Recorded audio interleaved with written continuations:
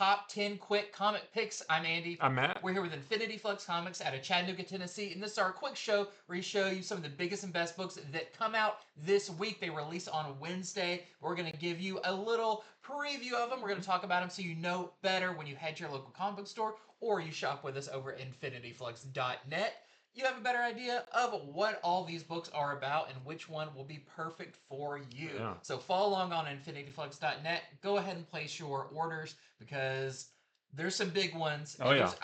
There's books this week that there will be news articles Yes. about on comic book Yes. sites. So I'm actually going to start off this week with one of the big ones, and that is Ultimate Spider-Man number 13. This starts our kind of homage story to Kraven's Last Hunt. This is the big Kraven story for Ultimate Spider-Man, and it is intense.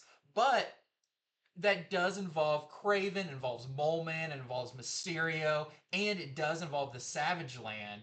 All very kind of classic Kraven things. There is another storyline going on outside of all of this that does involve the very strange spider suit that Peter had that he kind of started to not trust. Yeah.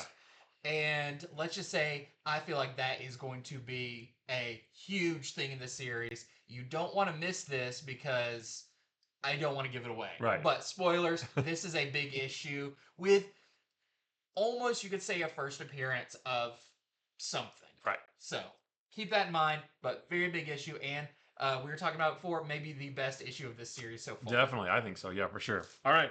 I'm going to start with Absolute Wonder Woman number 4. And in this one, Diana is going to go up against the Tetracide. But before she can do that, she needs a little bit of magical assistance. And Steve Trevor takes her to somebody that he knows that can do that. And it's actually somebody from Wonder Woman's past in the regular universe. Longtime Wonder Woman fans will understand who she is. She gets what she needs. She goes after the Tetracide, and the rest of the issue is her fighting the Tetracide. And she does some big things in order to take this beast down. I won't tell you if she's successful or not, but it's really cool to see. Yeah. Next up, one of our first of many one-shots we're going to be getting of strange team-ups. This is Doctor Doom and Rocket Raccoon number 1. It is just a one-shot, but this is awesome. Doctor Doom needs the help of Rocket Raccoon because Doom understands he's very smart, but no one's a better engineer than Rocket Raccoon. And Doctor Doom wants to build a special kind of time machine that goes back even before time began. You'll have to read it to find out the reason, all of that. Not a whole lot of action, but some great dialogue between the two and very interesting storyline. I highly recommend it. I really like this issue. Next, we have Justice League Unlimited number 3. And in this one, the Justice League responds to a giant fire in the Amazon rainforest that threatens to burn the whole thing down. It's been started by Inferno, the group that they had to deal with in the first issue. They actually see kind of sort of who is behind it. They don't see him, but they actually sort of see some of the beings behind Inferno, and Inferno reveals that they have plans for the planet. I don't know if Inferno is alien or what, but yeah, it's just furthering that story some more. Plus, we get a little bit with Plastic Man and Phantom Girl and the Atoms as they try to fix their powers as well. So a lot of cool stuff going on in this.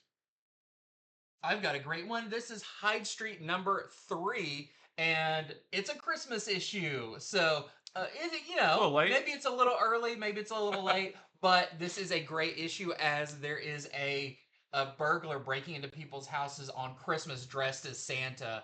And pretty soon he's going to find himself on Hyde Street. But this time, Cranky, the little Boy Scout who is just a terror, is not allowed to do the soul reaping. He was made where he has to help Mr. X-Ray do this. And so it's a team-up issue between the two with some very surprising things and maybe a first appearance of another member of their kind of group, faction, whatever. A great issue. One of my favorite 2-page spreads I've seen in a long time in this issue as well. This is another great entry in Hyde Street. Next, I've got Fantastic Four number 28. And we haven't talked about Fantastic Four in a good while, but I want to talk about this one because this is a prologue of sorts to the One World Under Doom storyline. And in this one, Reed Richards, he is obsessed with learning magic, figuring out magic so that he can figure out how to counteract it. He's nervous about what Doom has been doing in that big dome over Latveria for the last few months, but he can't figure it out. He and Sue go to the Black Knight because he is a physicist who also understands magic. And the Black Knight tells him about this sword that might actually help with what Reed's trying to do, but he has to send them back to the World War I era to get it. And from there, there's a bit of a twist ending, and this does lead right into the start of the One World Under Doom storyline. Got another really good one this week. It is Superman number 22. This is continuing our big doomsday story as the survivors of planets that doomsday has ravaged have come to Earth looking for doomsday and basically telling Superman, like, we will take him off of your hands, but you've got to, like, surrender him to us. Superman is not too sure that they can even handle him. He thinks he's better under Superman's care. But they say, well, you either give it to us or we destroy everything you hold dear. Really nice of them. This also has one of the best two-page spreads I've seen in a while. There's some great week for those.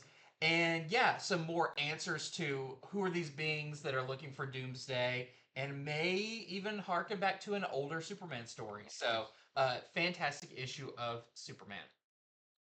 Next, we've got Black Canary Best of the Best number 3, and this one is round 3 of Black Canary versus Lady Shiva, and it goes about as well as the first 2 rounds did.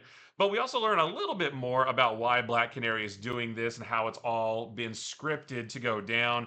We see her train a little bit with Batman, which is a great little sequence. We get a little bit of Ted Grant in here because he is her corner man and he gets involved a little bit. So yeah, Black Canary still hanging in there, but it's rough. It's rough going for her right now. And one of my notes is it's brutal. Yeah, it is a very brutal issue.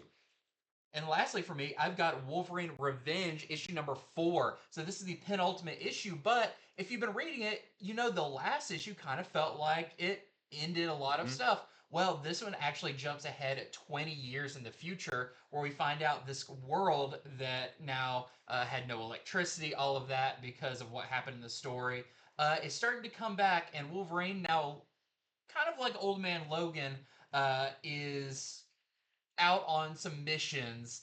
And there's some new villains that arise in this one. So a couple of first appearances, and by the end, you'll know exactly what this final issue of the series is going to be about. So a great issue. You've got the regular edition and the red band of that. And last for me is Teenage Mutant Ninja Turtles Naruto number 2. And this one is a not very much action as much as the first one was anyway.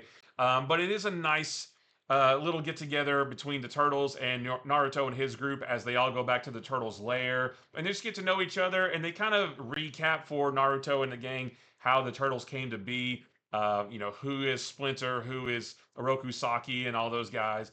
And then there is a little bit something that happens at the end that's going to lead into a really cool third issue.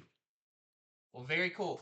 Like we said, this is a big week. There's so much that we want to talk about, but there's major spoilers this week in some of the books. So don't miss out on them because some of these are going to go fast. So head on over to infinityflux.net and go ahead and place your pre-orders for those because they are coming out in just a couple of days.